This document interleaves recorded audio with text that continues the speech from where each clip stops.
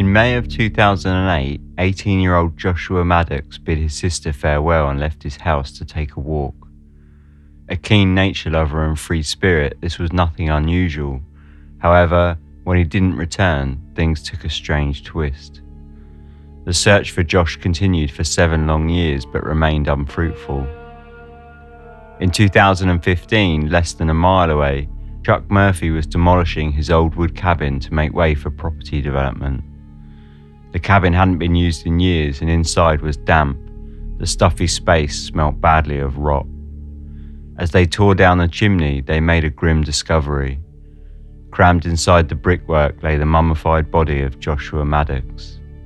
This is Dark Histories, where the facts are worse than fiction.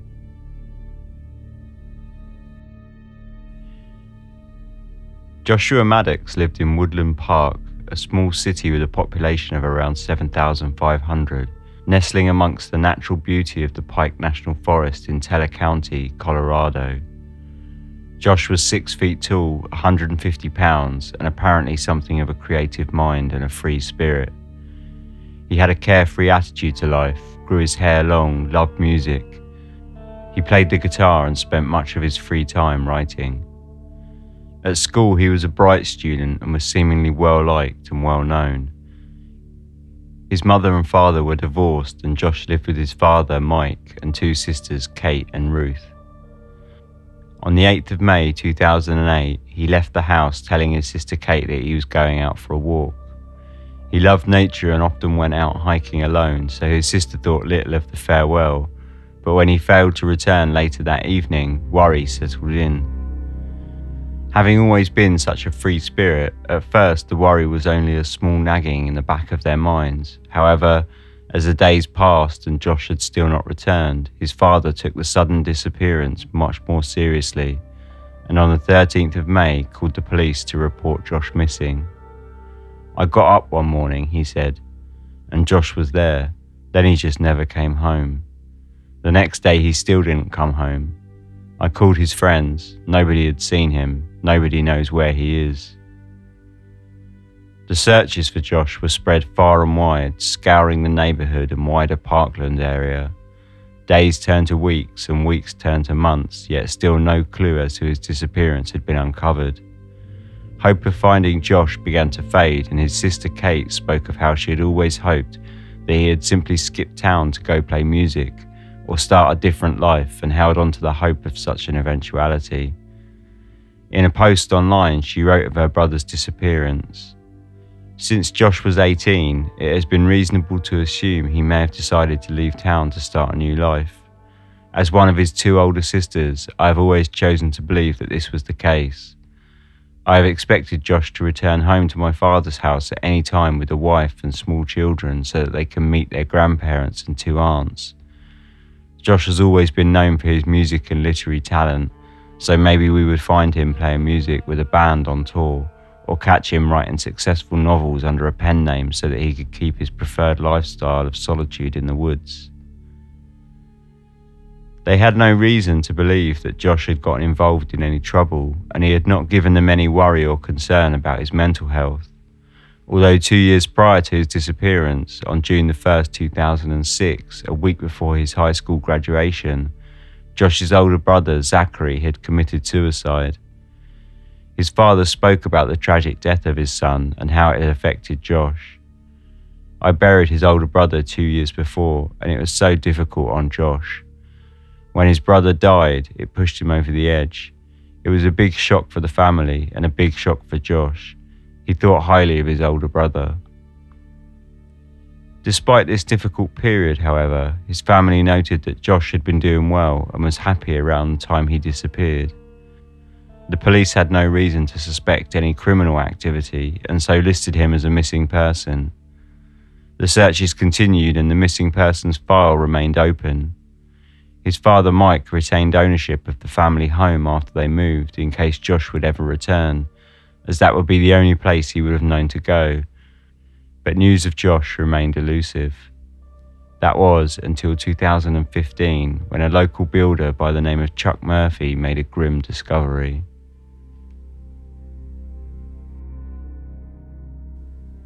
In 2015, Chuck Murphy, a builder from nearby Colorado Springs, was demolishing his old wood cabin. The cabin sat on a large patch of land surrounded by tall pines. It hadn't been used for over 10 years and had fallen into a state of disrepair. Chuck had made the decision to tear down the building to make way for a property development, and in August, the time had come to begin demolishing the decaying building. He had originally purchased the cabin in the 1950s. It had formerly been the homestead of Thunderhead Ranch, a locally infamous drinking and gambling complex owned by Big Bert Bergstroms. Bergstroms had come to America from Sweden in 1912 and run the Thunderhead Inn as a dining and drinking establishment after the end of Prohibition. On the side, however, he used the ranch as an illegal gambling den and was rumoured to offer prostitution. He was arrested by the FBI, but the jury, who one would assume enjoyed a little of what Bert offered, promptly found him not guilty. In more recent times, Chuck's brother had lived in the cabin until 2005, but since moving out it had become a storage facility and Chuck had rarely visited the property. Animals had been a problem and inside it carried an uninviting stench. As they dismantled the chimney and reached the interior, Chuck made the horrifying discovery of the body of a young man, cramped into a fetal position with his legs above his head. He called the police, who arrived with the county coroner, who, with the help of a forensic odontologist, used dental records to positively identify the corpse to be that of Joshua Maddux, less than a mile from his family home.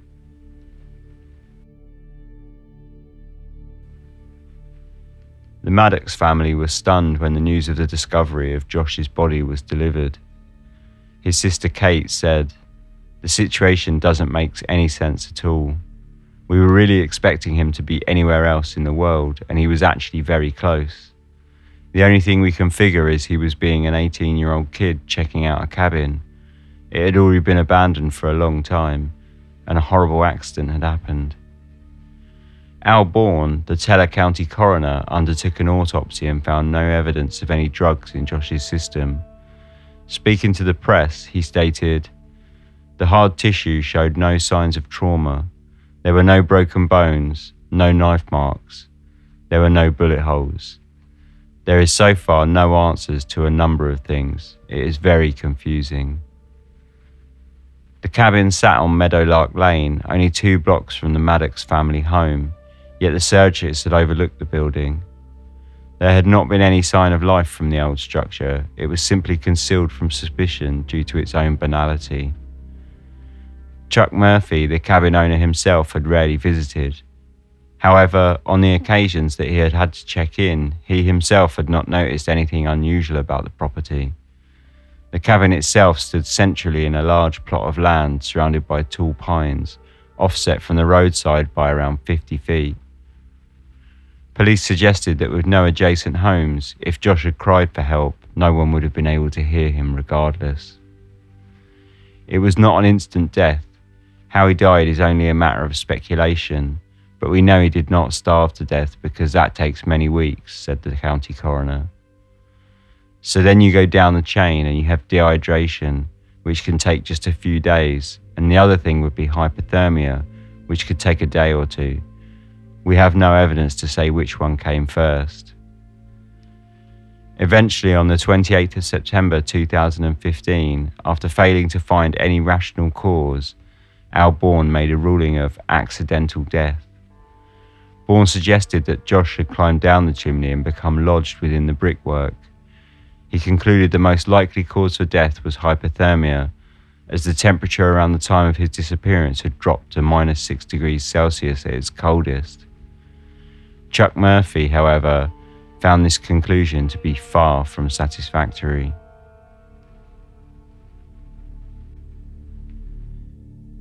Immediately following the ruling, Chuck questioned the coroner's conclusion of accidental death. Bourne had stated that Josh's position in the chimney appeared to have been a voluntary act in order to gain access. However, when he heard that, Chuck made a testimony stating that this would in fact have been impossible. The chimney had been built 20 years previously, and during its construction had been fitted with a steel rebar, a large thick wire mesh hung from steel hooks used to keep animals and debris from becoming lodged inside the chimney or from entering the cabin itself. Murphy spoke openly about the rebar, stating that it was a heavy wire grate, a wire mesh. I installed it across the chimney about one row of bricks from the top. We didn't want trouble with raccoons and things getting into the chimney. This led to a subtle and public back and forth between the builder and coroner, with Bourne replying that the grate could have been rusted or corroded, and further stated, "Nobody saw the metal mesh. We didn't see it in any of our photos. It may have disappeared." Bourne replied that during the demolition, all metalwork had been collected and stashed into the back of a truck to be taken for scrap, which would explain why the mesh was not clearly identified by the coroner, as it wasn't anywhere near the chimney, if it was still on the site at all at the time of the visit by the coroner. Conceding to Murphy, Bourne reopened the case 3 days after his initial conclusion. It was not only the rebar that caused doubt, however. There were, in fact, several other pieces of information which failed to make any sense to Murphy and had led him to doubt the coroner's report. The dots just weren't connecting. There was, for one thing, the mysterious shifting of a large wooden breakfast bar that had been torn from a wall in the kitchen and dragged over to block the chimney from inside the cabin. This fact was probably the very reason that Chuck himself had not noticed anything unusual about the chimney in the first place. However, the question remained that if the breakfast bar had been torn from the wall, then who had done it and why? Josh's body had also been found in a fetal position, with his legs above his head and disjointed from his torso. In order to have gotten into such a position, he would have had to have entered the chimney head first. This was a fairly unusual position, and Bourne had earlier commented that he thought it would have taken 2 people to position him in such a way. There was also one final question that lingered with Chuck, and it concerned no small detail.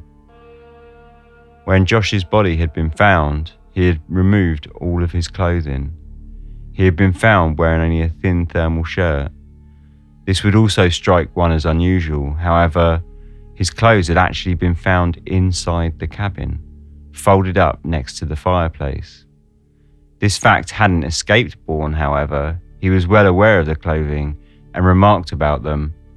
"This one really taxed our brains. We found his clothing just outside the firebox. He only had on a thermal t-shirt. We don't know why he took his clothes off, took his shoes off and socks off, and why he went outside, climbed on the roof and went down the chimney. It was not linear thinking."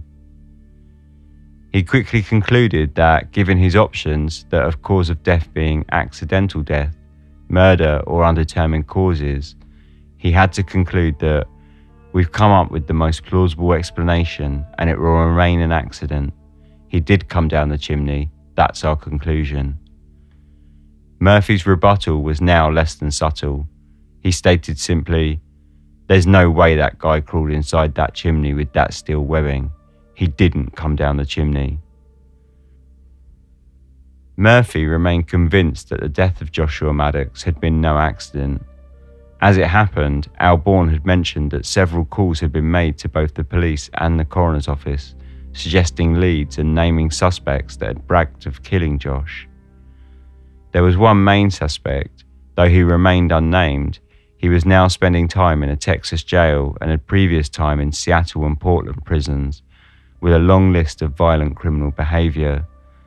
The tips had told Bourne of how he was apparently the last man to have been seen with Josh, but Bourne could not place him at the crime scene. When speaking of the man, he said, "They can't give me times and specifics, and we can't generate stuff that goes back 7 years."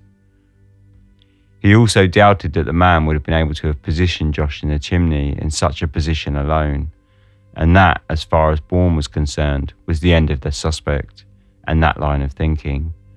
However, there was to be a more modern twist just around the corner.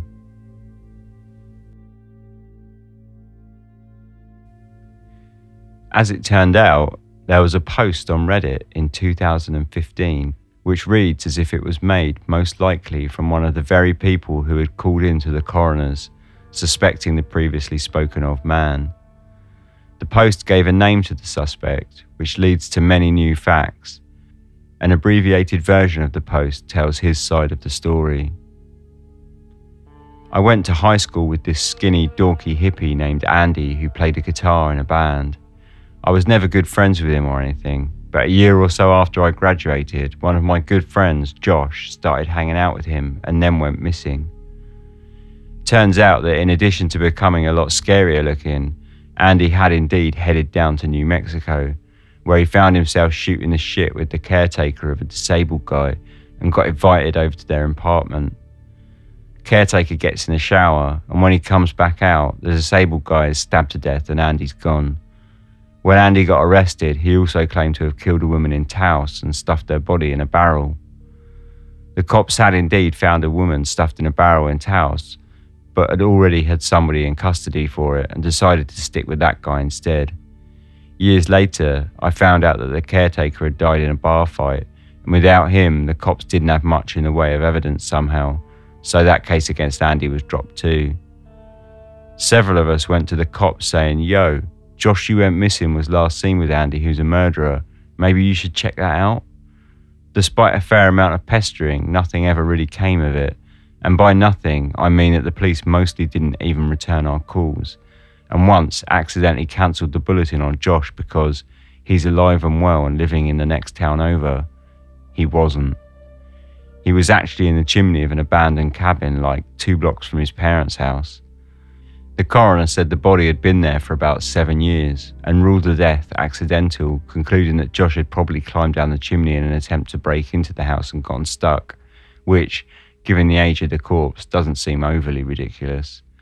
Except for the fact that, in addition to Josh having last been seen with Andy, immediately before his stabbing spree, people called in to report having heard rumours that Andy was bragging about having put Josh in a hole. Somebody had ripped a heavy bar off the wall in the kitchen and propped it against the fireplace. Or the fact that Josh's stuff was already inside the cabin, meaning A, he'd already broken in and would have had to lock himself out and to have to go for the chimney, and B, he might have noticed that either the flue or the big bar would have prevented him from getting in through the fireplace. Or the fact that when he was found, Josh's knees were above his head, which sounds to me like he would have had to go in head first. Disclaimer, I'm not an expert at fucking all. Or maybe the fact that Josh was barefoot and naked from the waist down.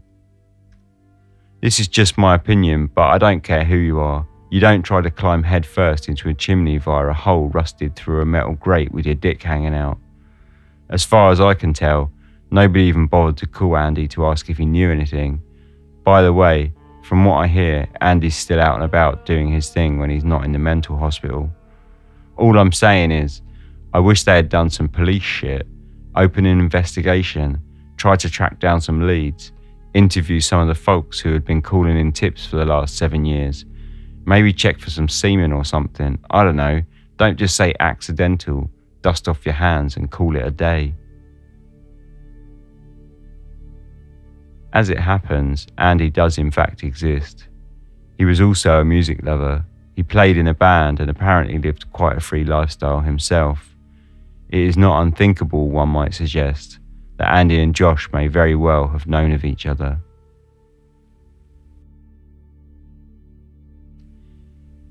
Andy's full name was Andrew Richard Newman. He was arrested on suspicion of a fatal stabbing in New Mexico that went exactly as the Reddit post had described. During high school, he had played guitar in a band named the Balmers and was also well known and seemingly well liked. On an article about his arrest for the New Mexico stabbing, there are several replies from users who had gone to school with him that describe him as intelligent and a very smart guy. Although he seems to have left the state and travelled nomadically around the country after graduating high school, he kept in contact with many of his old friends. One would believe that it is not at all a grand stretch of imagination to place Andy and Josh together. They shared similar interests and similar outlooks on life. If that is the case, however, the post on Reddit sums it up quite well with the line, All I'm saying is, I wish they had done some police shit.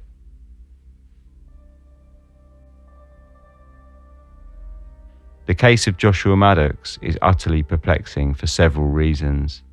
It seems fairly safe to presume that Chuck Murphy is to be believed concerning the rebar in the chimney. After all, what possible reason would he have to lie about the existence of it in the first place? However, when one starts to consider the other outlying factors, the clothes by the fireplace, the breakfast bar dragged to cover the fireplace, and the numerous tip-offs concerning Andy, the biggest mystery is perhaps, why on earth was Andy not in the very least pulled in for questioning? In a follow-up post on the same Reddit thread, the user who posted the original post stated that he believed Andy to now be housed in a mental hospital somewhere. Whether or not the case will ever be reopened or further investigated remains to be seen, though in the past 2 years it remains dark and the official conclusions of the county coroner stand. Thanks for listening. Please rate, subscribe, and sleep tight. Thanks for listening. So this week we went more on a sort of regular true crime binge.